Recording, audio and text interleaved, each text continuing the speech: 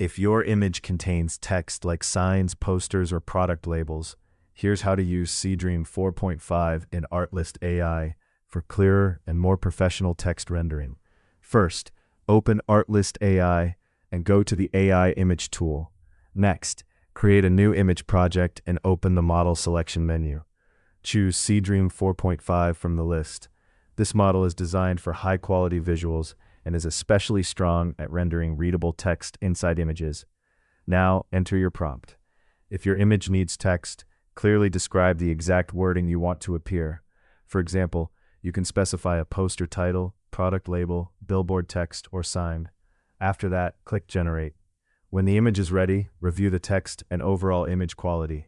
Seedream 4.5 is built to handle typography and fine details more accurately than many standard image models. You have now learned how to use Seedream 4.5 for professional text rendering in Artlist AI. Thanks for watching, and see you in my next video.